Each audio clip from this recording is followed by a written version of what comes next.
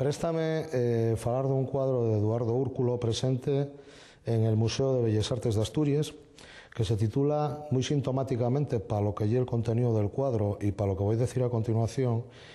Sueño con un cisne mientras el arco iris me ilumina con sus cuerdas rosa. Este cuadro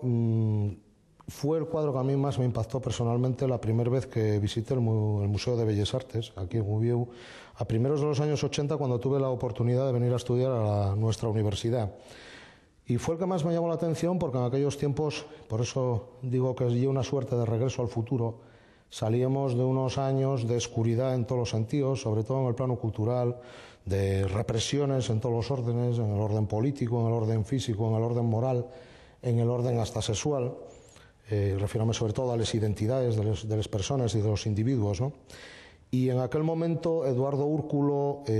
formando parte de una vanguardia de artistas en toda España que apostaban por el color, por la auténtica explosión de la luz y de la luz en todos los sentidos, ¿no? Representó para mí pues un auténtico flash en ese sentido, ¿no? El cuadro en sí,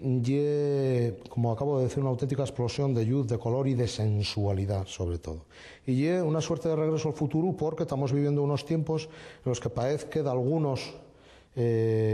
integristas episcopales quieren volver a aquellos años de la oscuridad, de la represión en todos los órdenes, sobre todo de la identidad de las personas, ¿no? De su manera de expresarse y de comunicarse con el mundo, y por eso para mí cobra una nueva actualidad este tipo de pintura, ¿no? Eduardo Úrculo, que residió en esta ciudad, a la que estuvo muy vinculado, fue un gran protagonista de la vida cultural de la misma. Todavía lo recuerdo tomando copes en el Pick-up, que ya era uno de los lugares de encuentro de aquellas vanguardias, mesmo literarias que artísticas, donde solía parar el tristemente fallecido Ángel González. Y este cuadro tiene una composición, como os decía, en el cual hay una serie de manchas de color que recuerden también mucho al Gauguin de la estancia en Tahití, aunque es muy anterior cronológicamente, de manchas de color. Recuerda muchísimo al pop art americano, con la presencia de motivos de flores y de decoraciones vegetales en llenes de fuerza y de vitalidad, y sobre todo por una composición central que son unas piernas